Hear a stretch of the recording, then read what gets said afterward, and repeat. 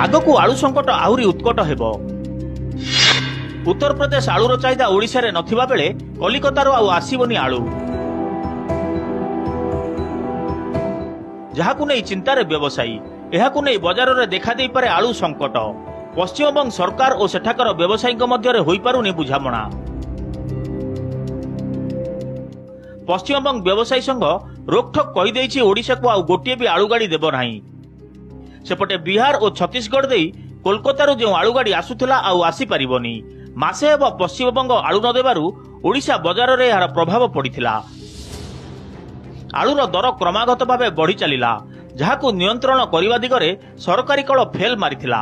हेले कोलकाता आगकू जदि आलू संपूर्ण बंद होइजिबो ताहले ओडिशा बजार रे यार बड़ प्रभाव पड़िबो, कारण एबेठू यार प्रभाव देखिबाकू मिलिलानी। भुवनेश्वर 1 नंबर परिबाहाट रे आलू आउ महजूद नाही कहउचंती व्यवसायी। आउ जहा आलू अछि ताहा 40 रु 50 टंका रे बिक्री हेउछि। एहाकू नै खाउटी असंतोष प्रकाश करिसंती। माल तो एबे सफिशिएंट आसु नाही, जे जाति के आसी कि बिका होउछि सब दिन आउ उचा चरा रे आउ। जदि हमर पड़ोसी राज्य जे नदेला दूर बाटू आलू आसीबनी से बढ़ी जाई पारे रेट। वर्तमान 35 रु 40 टका चलछि आलू। आगु को जदि माल आसीगला रेट आउ कमिबो, जे न आसला रेट बढ़िबो कि कोन होबो से कथा तो हम कहि परिबनी। माल तो नहीं, माल आइले सिना बिकिबा, माल तो कोठी नहीं। आउ सेति असुविधा होबनी, आ लोक खाइयो पाइबेनी, आमे भी बिकियो पाइबुनु। जो सड़ा पचा जो आलू आउची से अधे सड़ा पचा आउची, हमर भी लॉस होउची। आमे जानि कि भी आलू फालू बेपार करू। मासे धरी आलू समस्या रे साधारण लोक आउटु पाउटु हेउथिबा बेले आगको पुणी देखा देई पारे आलू संकट। उत्तर प्रदेश आलू उपरे ओडिशा निर्भर करबाकू पड़ुथिबा बेले ताहार मान स्वाद सहित रेट भी अधिक रहिछि कहिसंती ग्राहक। सेपटे राज्य बणिक संघ कहिछि आलू न आसिले अन्य स्थान रु आसीबो, जहा रेट हेबो काउटिंग को ग्रहण करबाकू पड़िबो। जदि मंगला जदि आलू न दबो तले आउर प्रभाव पड़िबो। तार कोन अछि याडे माने आपन देखो बायण किलो 70 टका नै किनली किले। आ इे पनीपरिया रेट को इे आलू रेट दीटा पूरा बोझ पूरा पूरी 35 टका दे कि आलू नब 40 टका दे सस्ता सुविधा आंदा जा कौन करू।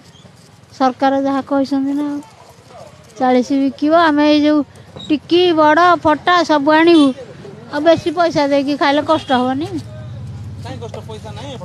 पैसा कौड़ आस अलिया तो गोटे बड़ दांडे जिते दिन लेट हो जाऊँगी आम पाखे जो गच्छित आलू अच्छी तार मूल्य दिन दिन कमी कमी जाऊँगी। तार अर्थ होची आम आउ 2-3 मास पर आम नुआ आलू को आम पाइबा। तेणु ये 3 मास जी स्टॉक दरकार ताठू यथेष्ट अधिका स्टॉक बर्तमान कोल्ड स्टोर रे अच्छी। सरकार जो टालटुल नीति कर स्वाभाविक भाव परिवहन व्यवस्था करने सरकार सुजोग दौना ता विरुद्ध से झाड़खंड देकी बुली आसुँच जोटा कि ट्रांसपोर्टेशन खर्च अधिका लगुच। तेणु से सरकार चाप सृष्टि कर स्वाभाविक परिवहन जो बाटर होता से बाटर करने सुजोग जल्दी सरकार दिंतु।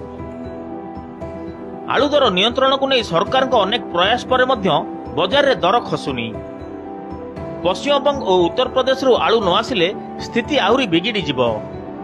भुवनेश्वर कैमरा पर्सन संतोष सत्यजित सेणଙ୍କ रिपोर्ट नंदीघोष टीवी।